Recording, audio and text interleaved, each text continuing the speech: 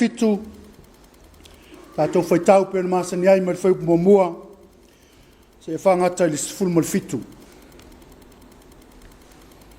Tā whonga mai ai e whionga pa ia alu tātou ole.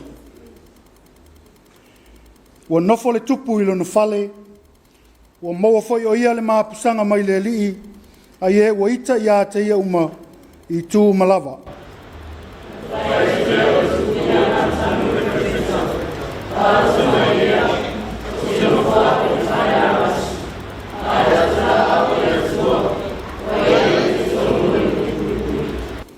Ona whai mai leo nā tano i le tupu. O mea uma ua e whinangalo iai. Ma liwa ne ia. Ma e whaia. A wālo ia te oele li.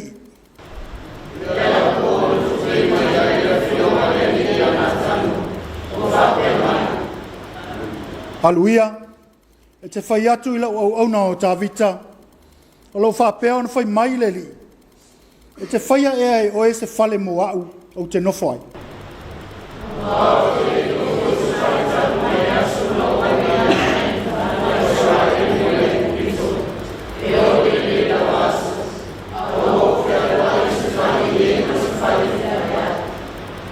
O mea umau au whea alua iai, ma le whanaunga Israelu uma.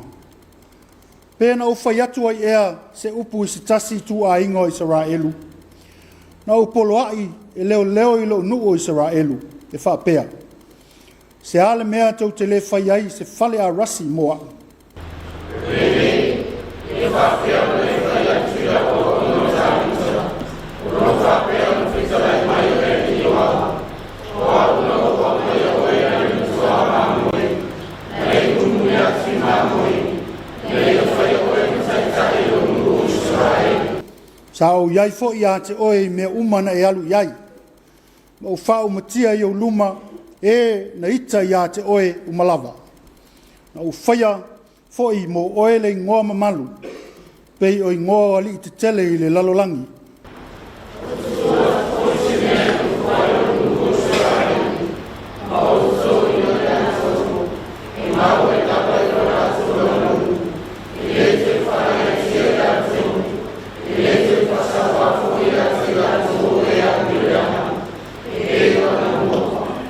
E a fua mai le aso na uto fia i wha masino e pule i lo nu o Israelu.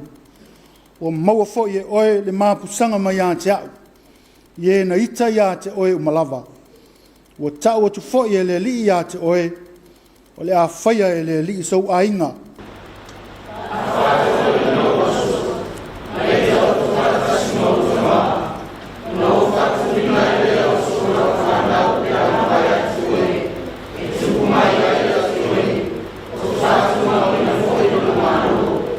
O ia lawana te whaia se whale mo lo ingoa. O te wha mawina foi. Whātū mawina foi le no wha li o lona mālo e whaavavau.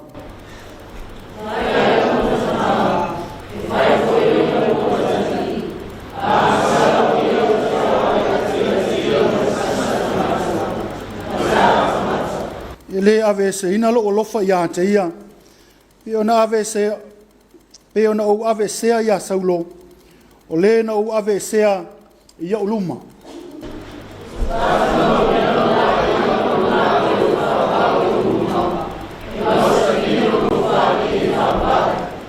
Mas foi mal feito.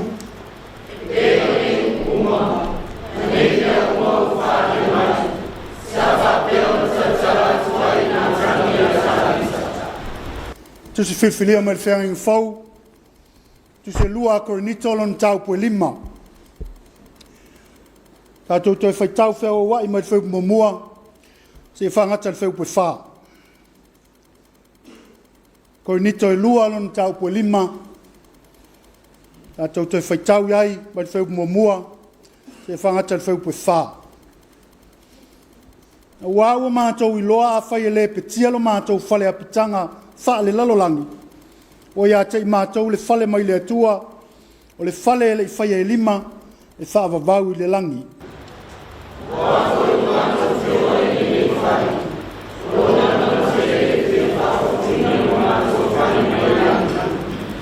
A whai fo e wha o fuina i mātou, e le maua i mātou, e le lava lava.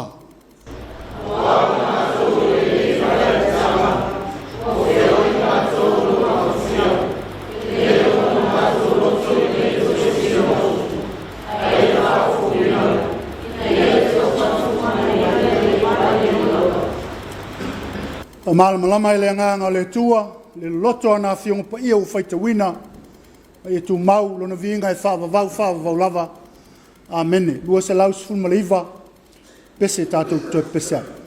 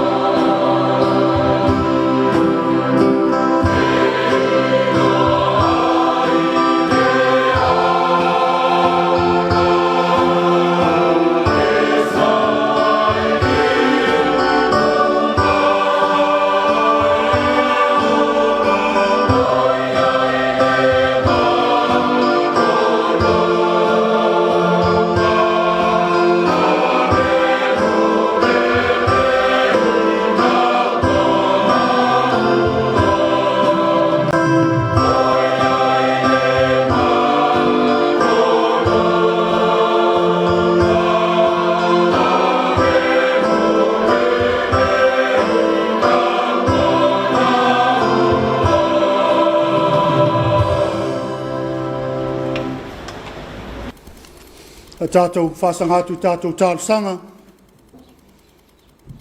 Nea la mo lia e tina, e maise nei vai tau, o le mamaluina, o le sāwaina, o lo iai le mau o le malo, o le malu I whali. Nea o le a vea I tina, e mo lia tātou tārsanga I le nei tai au, talo o le whaftai, o le whato senga, ma moli nisi o tātou mana o I le atua, tātou I fomu te talo I le atua. Le atua mama nae, le atua o le langi ma le lalolangi. Mātou te le tau whesilingia, le awai o la wafio i le mea ne. Awa o mātou langona ina lava whaaleanganga. Le atua e au i ne whane ne ina. O le atua e ofu oe i le vi inga ma le matango fie. E pulu pulu oe i le malama e pei o se i e pulu pulu. Ua e whaavai ina le lalolangi, i ona lava whaavai, ina ia le ngā e whaavavau lava. Ua avea o le langi, mau no foa whaata vale vale. Ai avea le afi mumu, e whai mau au. Whai loa lo matau tia tele. Ua matau whaalata la tātu i le ava, ma le mi ngau, e tatau wai o luma i le ne tae au fo. E le aisa mea o lilo pe whaani nefu i lau sila whanga. Lo mātou la ngona whaaftai tele tama. Mua o na mātou whaaftai atu. Ona ole nei avanoa wha auro. Ua maua e sia mātou e kāle sia. E tusa mafua fuanga alau e kāle sia au. O avea ai mātou masui. E moli lo fina ngalo. I lunga o le TV. Whaafetai le atua. Whaafetai o aina i loa. Te manatu mai le nei taimi. Mai se o mea. E tupu ia taimi mai a taimi o le soifua. Whaafetai le atua. Whaafetai le polo kalame a le malo. Ua mawhai ai. O na avea nei vai aso e whaataua ina. E te e atuai. I sa wanga o tina matamaita. Ua maua i fo i mau mātou wavanoa. Whai e i mātou masui. O la mātou tapua inga nei.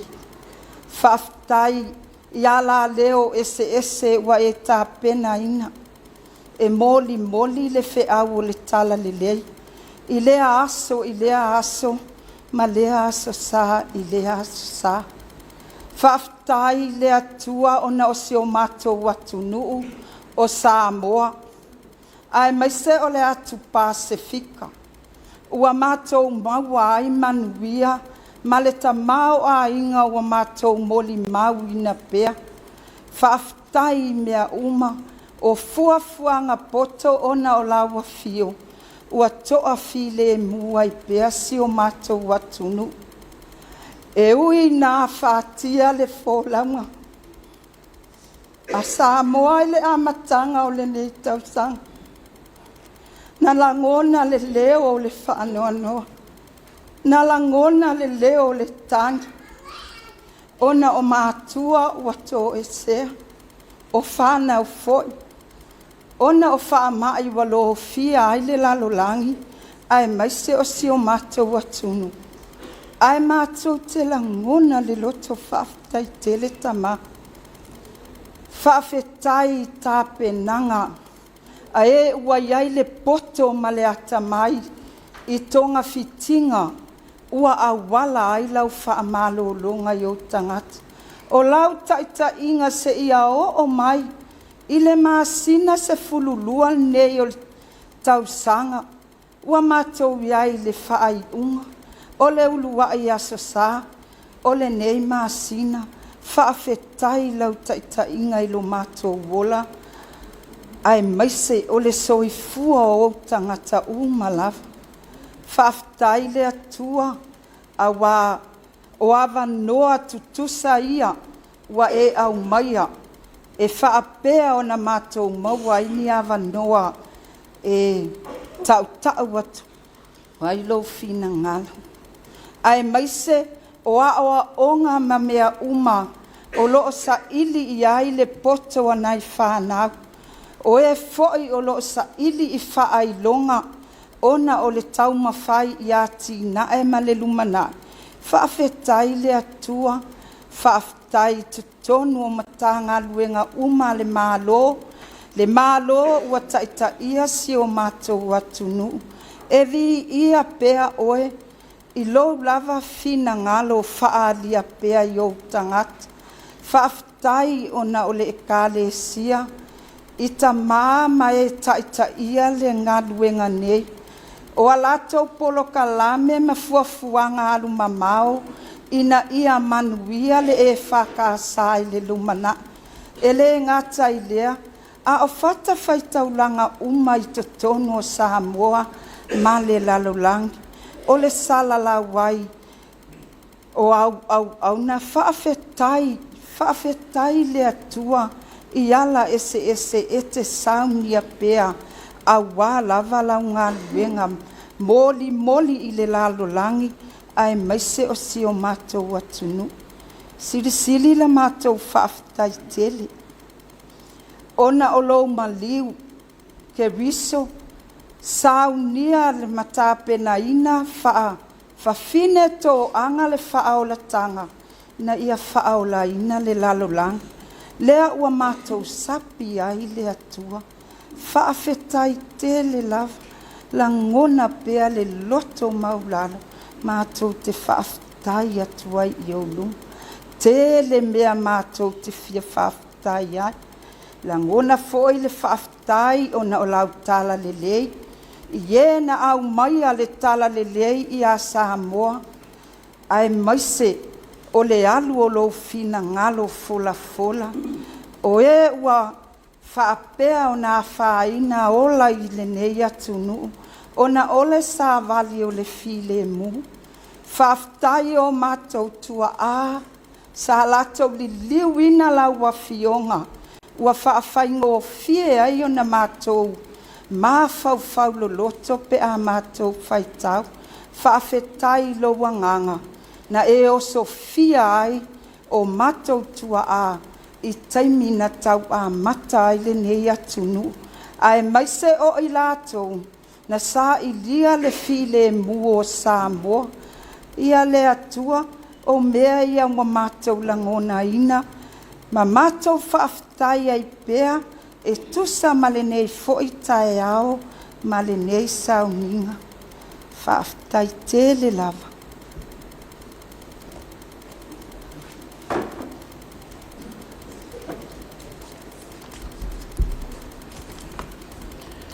O laua fio o le alofa fua ma le alofa muti vale. E tele ngese lo toa sa o lo walofa ua tele le o mo i mātou. Pangala vale atama, o le tusa ma mātou a mio e whaia pea i o luma i le aso ma le aso. O le atangia i a mātou ngangana ma mionga, lo mātou o la whātua. Ona o le sese o le whaongaina o le ngangana, wa awhia ai si tangata. Ua mātou manatu e mawhai lava o na sa ili o mātou lava ala, e au noa ma oe le atua. A o la ua fio, o le tupu o tupu, mātou te mau ai le tonu ma le sao. Ua whato ese lo atunu, o na ua le aise ono sai, ma se wha pale e wha tali a ilo anganga pa ia, e na te wha pupula ina o mātou loto. O mātou loto wha maua lulunga, o mātou langona lava i le nei tai au, o le tele o le ngaso o le nei lalolangi, ona o le ti a pololo o tau mawhai pea e wha ave vesi lo mātou nofo le lei.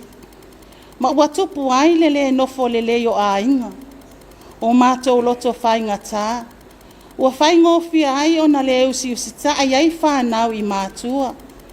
O mātou whaatala le ai o mātou nafa. O le tausi mā o ao i au mea alofa foa i mai. Mātou te o le atu i le tafu e o le sātauro manu mālo. Awa le tamae, whaamama i mātou. E ala i le toto Jesu Keriso. Ua ala tuai la mātou tatalo.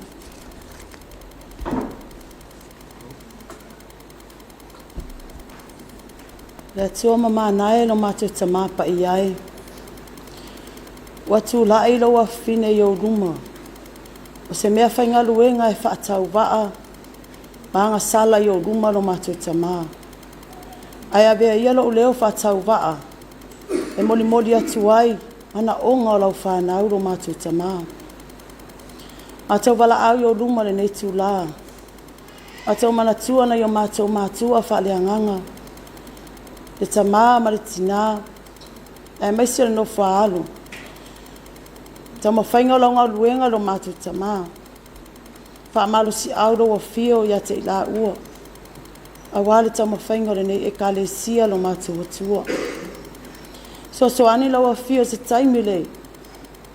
Le te mamao na mātou tau mawahe lea. Malau au auna. A wase whainga malo longa le tu mauro mātou tamā. Mātou wala au i o ruma. E ui e ala whainga o fia le wa aia tangata lo mātou tamā. Ai ai pēr le malanga malima le oti, ai mesia le whiri ma le ti apolo lo mātou tamā. Alo whangia lau a fio. Lima taina pēr lau a fio i la ua i so o se mea o le a mapu au ti ai. Nei vai taimi tamā, le whainga malo longa lo mātou atua. Se taimi mātou toi whailoa i ai, ia vi ia, ma vi ia pēr lau a fio i whaavavau. Ale ngā tai lea, wawa ona ngā lulua so se whata whai taulanga, e fia, tu e whale ni lalulangi, e meise, so se mea loo, ta se ai lau whanau tala ina lo fina ngā tamā. Ia iai lo wanga le leima lo lofa ia te ilatou. Pui pui au awa lofa, alu male mana lau upu so se vaenga ni lalulangi tamā. Ai aina ni anganga se tele mo lau a fia ma so fina ngā lo mātou atua. Iai lo wanga lei, whaamanuia, tai o le nei e kalesia i so o se vaenga lo mātou tamā. Ai mai se fore tamā tai o mātou whaitapua inga i le nei tai au ma wharitua. Iai pēr lo wanga le lei ma lo lofa ia te la ua, mai lato umo tai o le nei e kalesia lo mātou tamā. Mātou wala au i o luma le nei tū la, tai o le nei mālo sa mo i sifo lo mātou atua.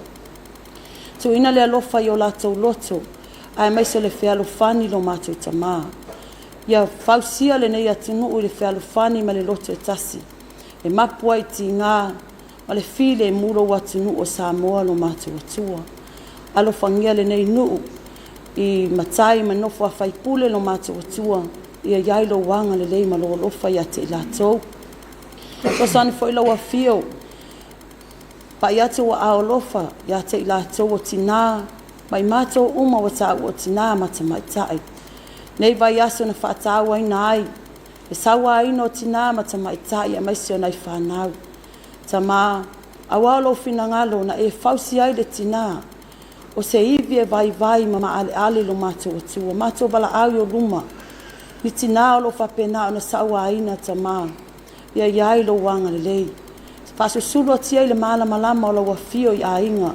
Ai maisi o tamā o lo whaia le a mio lo mātou atua.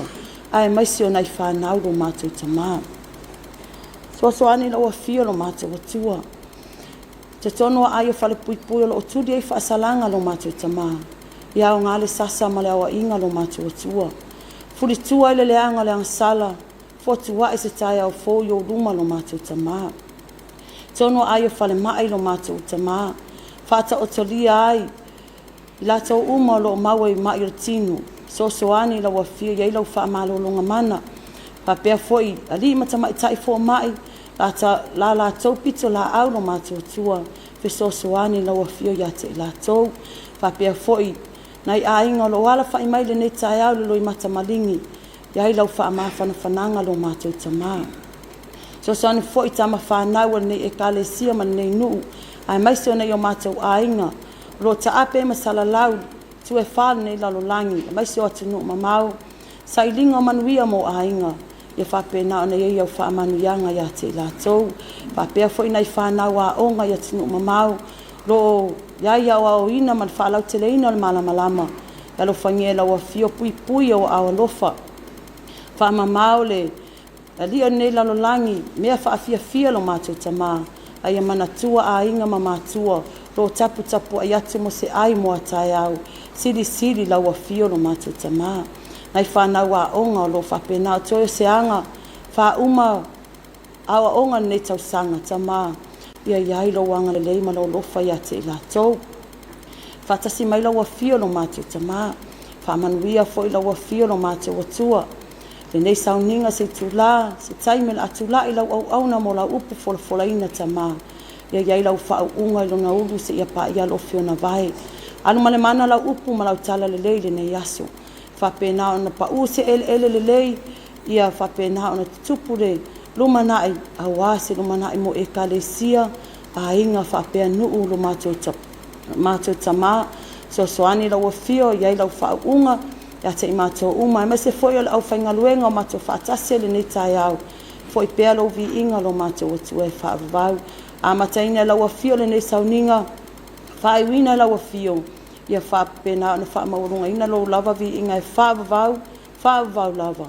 Amen ma amen.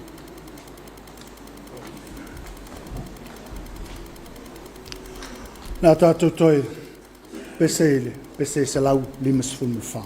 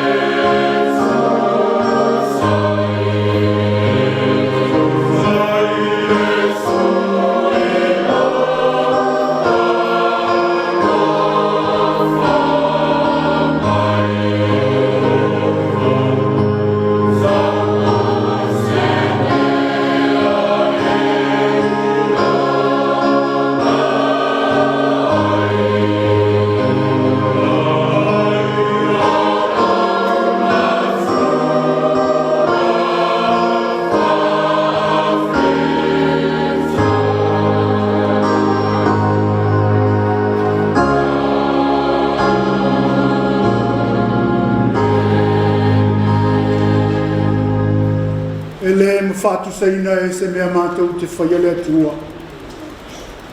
E tele male ano anoa i o lou alofa malo wanga le lei le tangata. E maise aile mea alofa sili. Le tā ulanga tū tasi na liu tino tangata e ala ia Yesu Kirisi. Ne ia mangalo le lalo langi ang sau. Nisi nei o lou susia ma lou tamao a inga whaasoa mai. Leo mātou toi foai, whai mā mātou tā ulanga whaafitai.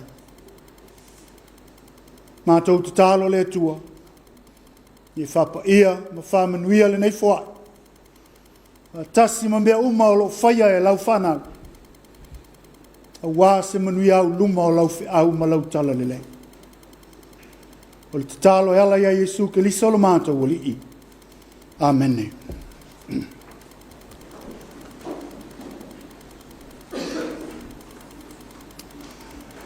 O le launga le suafa tol taspa ia o le tamā. Le alo, male angang sa. Mo se matua, mo i tātou i le nei tai au le tusi na whaitawina, ma le whenga inga tuai.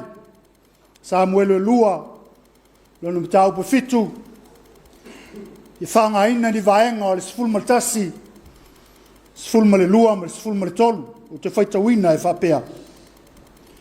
O tau atu fo i le li a te oe, o le a whaia e le li sau ainga. O nau whatu wina i lea o so lau whanau, pe a ma vai atu oe. O ia lavana te whaia se whale mo lo ingoa, o te whatu ma wina foi, te no wha li o lona ma lo e whawawau. The Lord will make you a house. I will raise up your offspring after you, who shall come forth from your body. He shall build a house for my name, and I will establish the throne of his kingdom forever. Part of verse 11, 12 and 13 from the book of 2 Samuel chapter 7. O le manatu o tu o le nei asa o tusa ma le whasinonga le tusa whaitau asa. Ma i le whale i le whale tele, from a tent to a house.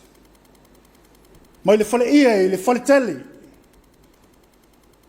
so se sa moa, so se ainga sa moa. Nā tia e mai le whatau waa. Le whale a wholau. Ai le whale o si toi ina ma si lo matua.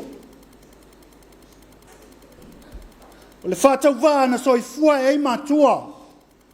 Matua a walango mau mai tia sa. I le tau mo whainga o ainga. Whau se whale. O le malu e paolo ai le ainga. O le ala foi le ese le tā ua ai o le whale, i le tū ma le anga nuu a sa moa na mua. O lona whausanga, au mai ai le ata o le tō whāta tala. The architecture of a Samoan whale is characterized by openness. O whale Samoa e leini pui pui. E atangia ai le tū ma le anga nuu a Samoa, e whailo ma ai lao me uma. One iai se mea e ufiufi. Pausanga ma mamanu o le whale Samoa. Lea tele ina whau ai le vāngana whetalai. Le whale upolu.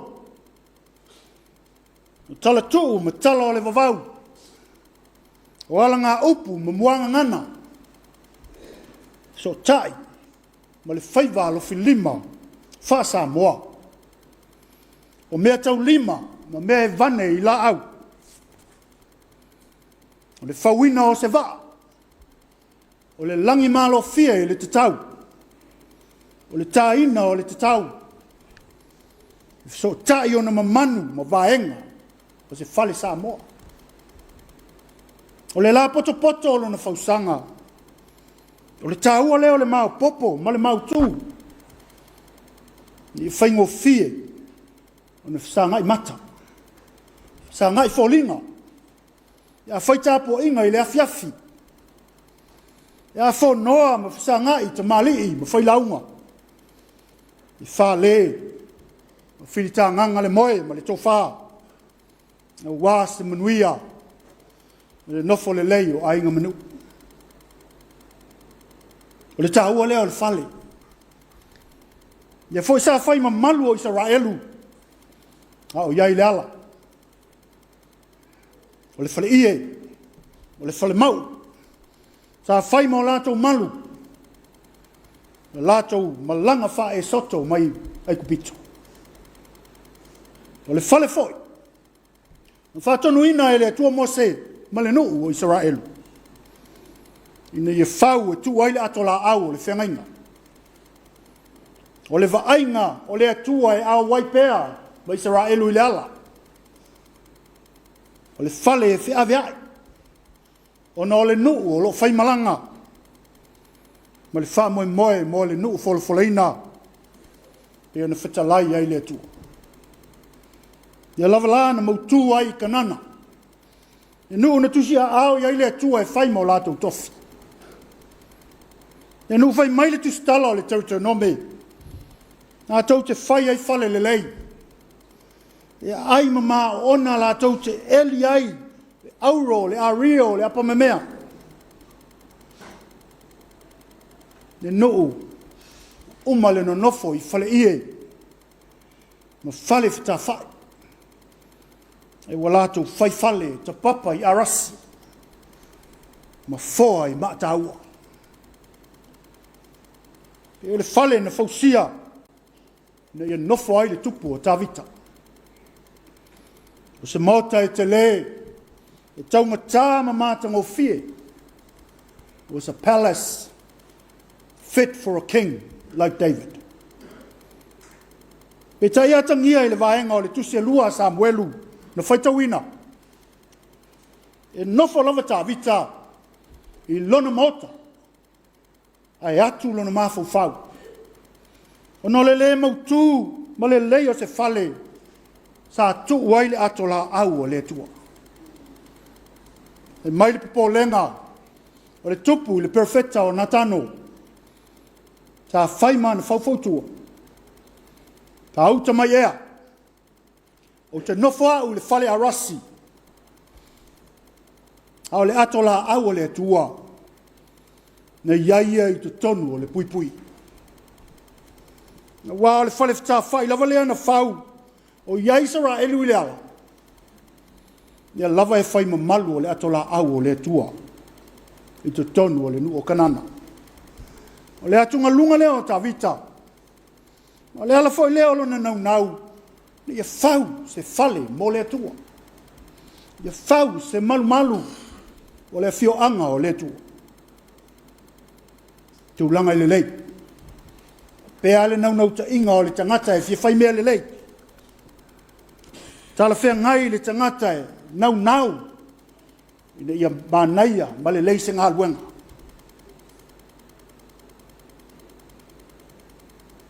E tai. O le manatu o le tangata. E leo le fina ngalo leo le tua. O le nau ta inga o ta vita. E lei tusa ma fuafuanga. Alu mamau ma whaatati tia a le tu. Wāolo na whina ngalo. Ia ta pena mua. E ano whale o lana au auna o tawita. E tusa ma lana whengainga na tau toa i a te ia. E moni aile muanga ngana a le atunu. E wha i o le whale. Ai o le ano a whale. Wa lova ai pe ta vita le matanga o fie o le vainga fale tangata pe tai si le fanga le tua te tau na te pena mo le ano a fale o na nganea lea o le tu lai mai o se fale matanga o fie Ia lava la e mai o i upu fai mamatua. Ua ta o tu fai e le li ia te oe. O le a fai e le li sau ainga. O na ufatu ina i lea o so lau whanau. Pe a ma vai atu oe. O ia lava na te whaia se fale i lo ngoa. O te whatu mawina le no fua lii. O lona malo e whavavau. O le fale tele lea. O lo a ngā ia i le fina ngalo o le atua. O le a inga o tā vita ia mautu. Ma ia tu maulo na no fua lii. E whavavau. E mai sei le fai mai le atua. O na ufatu wina lea o so lau whanau. Pe a ma vai oe. O ia lava na te whaia se fale i lo ingoa. Se wholafolanga na tau nuu lava. I lona atali o Solomona. Sa ia fausia leo lua i malu o le atua i Jerusalem. E mai iu. O upu o le atua i atavita. O te whatu mawina foi. E no fua li o lona malo e whavavau. O le ngafa o tavita. Ia lava na tala. Matala. Mataua ia Yesu. Le whaola o le lalolangi ang sala. O le isi le whalanginga o Yesu. O le alo o tavita. O le alo o le atua. Yesu na tau nuu iei le walo anga lau profeta. I le pepe e whanau mai e lo na ua le malo. E ngoa fo i o le silsilesa. O le alii o le filemu. O le toma o le whavavau. E ano fale leo o le fale tele. E ta pena e le atua. Mo le wha o le tanga o le tangatanga sala. O se fi au e le ngata. Le ua mahe le ngā luenga a Yesu i le lalolangi. Ngā fio atu i lona tama i le langi. E na wha wau pe le au apostolo. O e na matua atu ina o lato wala. Mo Yesu ma le tala le lei. Te lavana o lato so. Hawa onga o va venga o fa malolonga. E peo na yetu ina ya te i latou. Ni o e fainu uma maso. Na wai manino ya o onga Yesu. O tātou fale i le ola nei. O fale i le tu mau. Peo le whatusa le apostolo Paulo. I lana o hao atu le kalesia i Korinito. Le whapea mai. Wau mātou loa whai le petia.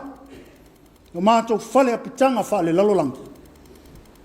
Ua te mātou le fale mai le atua. O le fale le whai e lima. Le whavavau i le langi. Le whatusa le apostolo. I le tino le tu mau le tangata. O whata tau i se fale ie. O se fale api. O se fale le tu mau. O le fale ma le ale matumu i whawhita uli. I e whai mai Paulo. O mātou whioi le nei fale. Ma le nau tele i nei e whaofuina. I le mātou fale mai le langi. O lona winga. O le fale o le tangata i le lalolangi. Wa nā o sa fale ie. E pala. E malepe. Ai ai lona wha moe moe leo la atali. E nofo ai le fale tele. O sao nia e Yesu i le langi. O le fale le to iai se oi po se tinga. E nā o le fia. Ma vivi le tua e whavavai. E nā se fi au le tala le lei mo i tātou. Mai le fale ia i le fale tele. Lo iai se fi au i le tā ua o le ola atia. O le ola songa songa.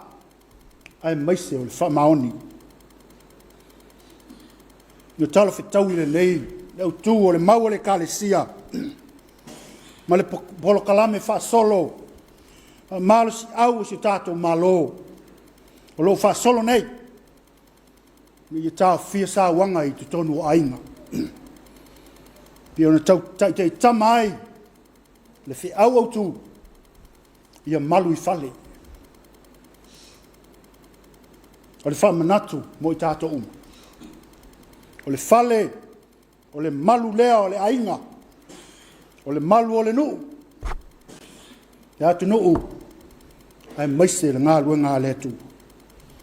A wā le fasilitele.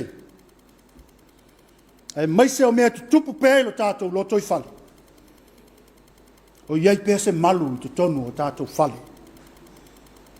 Pē fale ie, pē fale o, pē fale pālangi, pē fale a. Ai e malu, ma file e mū le ano a fale. E nāma le laini. A tupula ia pēa o le soli tula fono. E a tangia ai le ai o se malu, o toi maua I fale. E sawa ina o tina ma whanau. O whapa ia mata pēa I le nofo lei. Ma le nofo saunga le mu. A fua mai whei whawhitau. E a fua ina ua nā o le whalongo. Ai o le la ngona. Le whiau o le alofa. O Yesu Keriso. O nā o na tau langi o le atunu Kerisiano. Pa vai le tua. Ai ma mao lava. Ma le ola māta tau lon finangana. Tā moa. O le atunu e tumu I whale tāpuai. O le atunu e tō anga I lotu. E unā si ata o le ola whafolinga. E a fua I mea māta ngā o le tutupu pēr. O le naunau ta inga o le tala le lei. Nei o tātou wala. Ma sāwa vali yala o le tua. Nei o tātou wō I le fale o le tua. Nei e ta pue ma sanga wha malosi. O tātou wola wha le ngā. Nei anga nea ai lo tātou tau ma wha langi. O tātou walo lofa I le tu. Au la le whaisalamo. Lea le ie. Oi e nofo I lo whale whitafa. Oi e maulo maunga pa ia. O le ua savali ma le amio sao. O whaile ami o tonu mo tau tala ma le whamaoni I lona loto. O le ua le tua I fua I lona laulau whaiva. O le anga I le lati tua oi. E le wha tupu foi se mea e wha luma ai. Le ua lata mai I ateia. I tu mau le tua lona viinga. Le mana ma le pule au au malawa. Nei se o le whawa vau lava. Amen.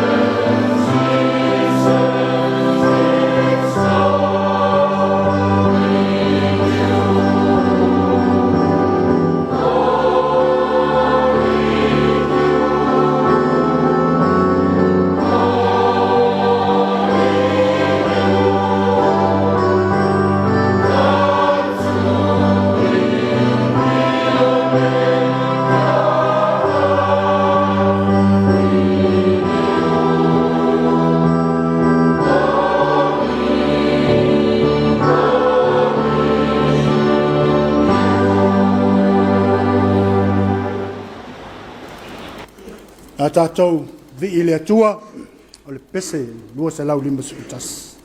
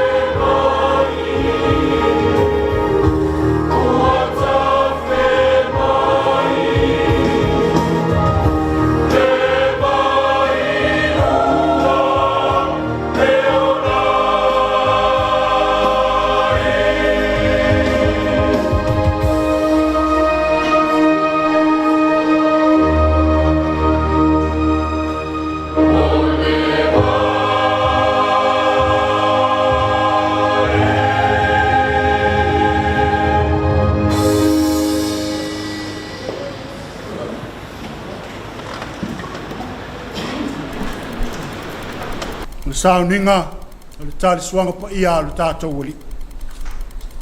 A uso pe leo no le li a longa mai e upo le whatonunga o le tali suanga tātou oli o Jesu Keliso e ona maua mai le apostolo Paulo. Au foi nau mua mai le li le mea nau tui nā tua i ātou tau. E lau po na whalatai nā i le li o Jesu i tango ai le a reto o i whawhitai. Ni tofi ai lea mawhai atu i nā tango i nā ai. Tino le neu tofi masui au tau. Au tau whaia le nei mea mawhaman tunga i atia. I whape whai le ipu ina o umana ai o whape atu. Le ipu le nei o le whenga inga whau leilo toto. Au tau whaia le nei mea mawhaman tunga i atia. Ia so umatau te whenua ai. Na wā so umatau te ai ai le nei a reto ma whainu le nei ipu. Tau te whai lo atu ai le maliu o le lii. Te ia toi fio mai oi. Nā mumono tātou whawhtai. Peo na whātonuina mai e Jesu. O nei mea lofa le a reto ma le waina. La tātou ifum te tā. E tua ma malue. E taua e au le mana ma le silsile se o malap. O mātou iai le nei vaenga. O mātou whama na tuina. Le tongi ola tu tasi na e sao nia. A wale whamanga luina o le lalolanga. O mātou wala au lunga pa iai nei e fio ifo. I lunga ia te i mātou taito tasi. Ma i e whapa ia iau mea lofa o le areto ma le waina. Nei sei manua mātou aima o mātou whinu. E o mātou manatua. Ngā wai whatasi. Ma la o fiolo mātou o li i ma le whaola. O le tatalo e ala ia Jesu Keliso o le mātou o li i. Amen. Le lau pō na whalatai na aile li o Jesu. Ia tango ai le areto ina wa ia whawhitai e peo na tātou whawhitai. Na ia tofi ai lea ma whai atu. I nā tango ia i nā ai. Tino le neu tofi masui au tau. O tau whai ale nei mea mwhamantunga i atia. Ia so uma tau te aia. Ia whape foi le ipu ina o uma. O na ia ai o whape atu. Le ipu le nei o le whenga inga whau leilo toto. I tau whai ale nei mea mwhamantunga i atia. Ia so uma tau te whenua. Le a whapea no tātou whai. Peo na whatonu mai e Jesu mo i tātou. Tula.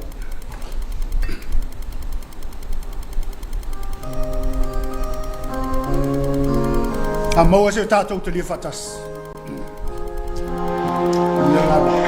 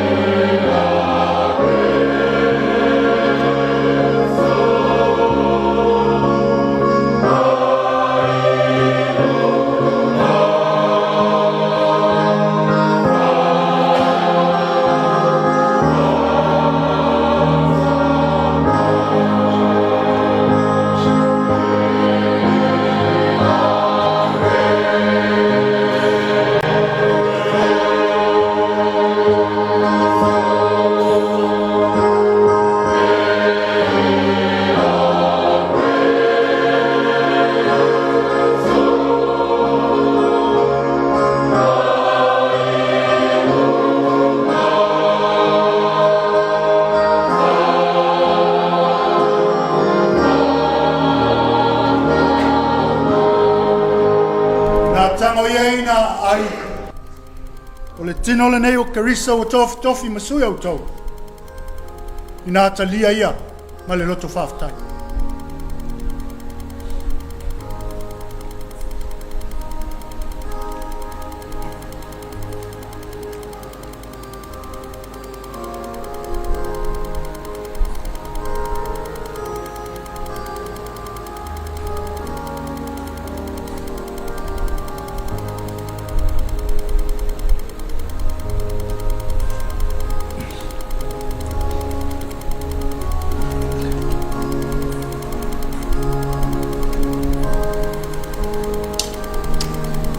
Yesu menuil ngagong.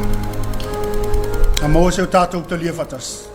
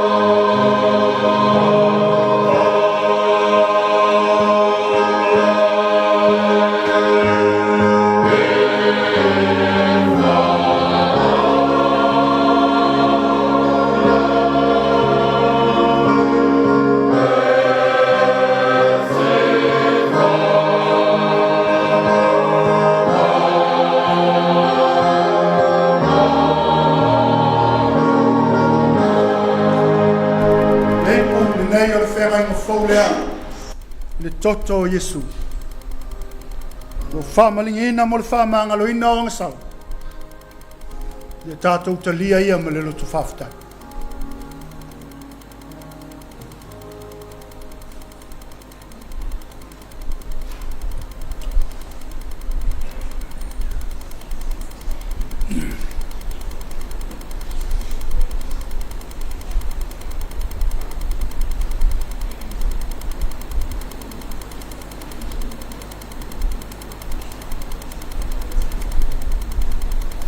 I tātou te tālo pēr. O mātou whaia, Yesu e peo lau, e whātanuina i mātou, nei o mātou whātaunua.